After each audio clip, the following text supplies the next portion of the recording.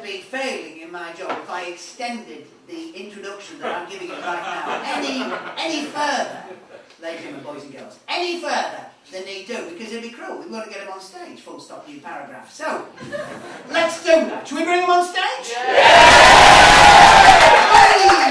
welcome on the stage. He's our last act. He's the tip of the top. He's the cream of the crop. He's the last fucking act on. It's the loneliest Paul Risebury-Crisp.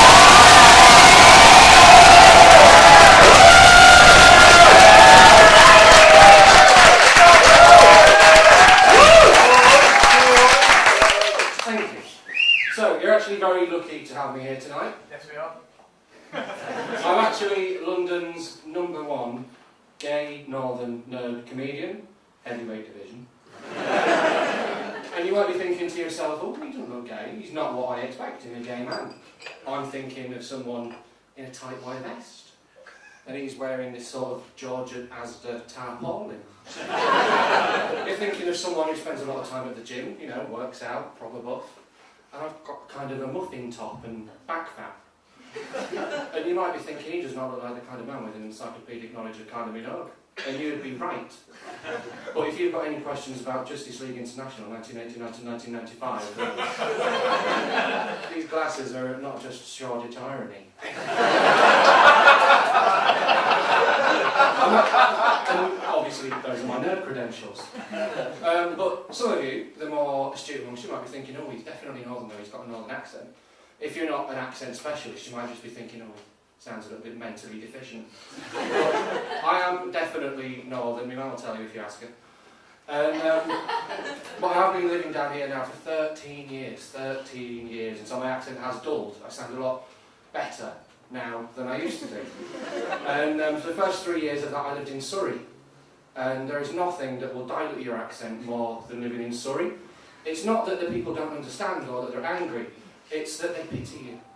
I used to walk into my local supermarket with just a bag of shopping, and I'd get to the checkout and they'd look at me and they'd go, pasta, is it your first time? It's fine, it's like chips but different.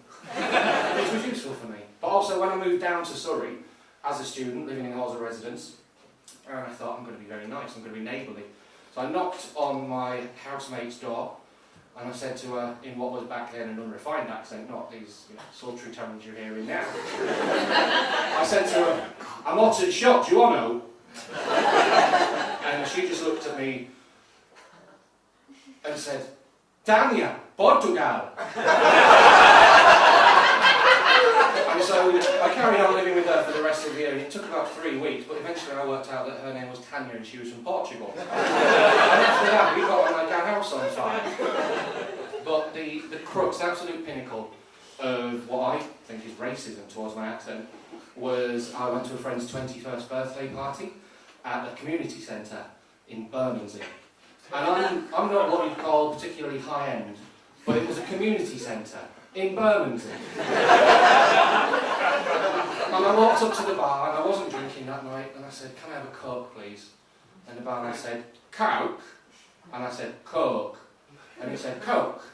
And I said, Coke. And he said, Coke. And then literally handed me, fresh from a bottle of wine, a fucking cork. So I turned to my ex, who was so southern he was like a parody of being southern, and said, can you order this for me? And he just leaned across and said, you'll have a Pepsi. But it's not just my fault as a northerner, it's your fault as southerners as well, and there are such big differences between northerners and southerners. For example, it's the way we do things, not just how we pronounce stuff. I took an ex back home to meet my family, same ex, and on the way home, which from walking to the station to my mum's house, half the distance of my hometown, it can take 3-4 minutes. My mum texted me saying that I needed to take some straw home, which is completely normal. Every now and then, your mum needs fresh straw in it. So on the way home, we nipped into the market, bought a bale of straw, which I imagine, we're all familiar with buying straw for our mums. And the woman who served me gave gave me my change, and she said, "There you are, love." And I said, "Thank you," and we went out. And my ex, same ex, he said to me, "Do you know that woman?" And I said, "No." And he said, "But she called you love." I said, "Well, that's what we do, we're very nice people, I think." And then later that night, we were celebrating, the triumphant return of the prodigal son. We'd slayed the fatted calf, which in this instance meant that my mum had ordered pizza. Pizza in my hometown, not so much pizza as just round cheese on toast. They can't be having with any of that foreign look. They don't really trust mozzarella. So, you get what you're given. But it does mean that what you've got on top of the pizza is a kind of a cheddar aggregate. It makes it very, very runny, very juicy. And so as I took a slice of pizza, this arc of cheese just dangled down, dropped and landed on the carpet. So my mum, being a caring northern mum, leant forward, slapped me across the head and said, "You dozy cunt, you've got cheese on me carpet."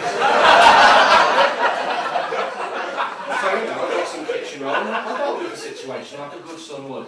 But then later that night, me and my ex went up to bed, same ex, and he looked at me and he said, "Your mum slapped you?" And I said, "Yeah." And he said, she called you a cunt." And I said, "Well, I did drop cheese on the floor."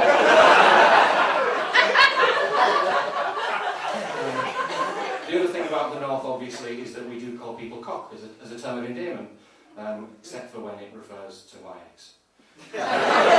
Thank you for having me.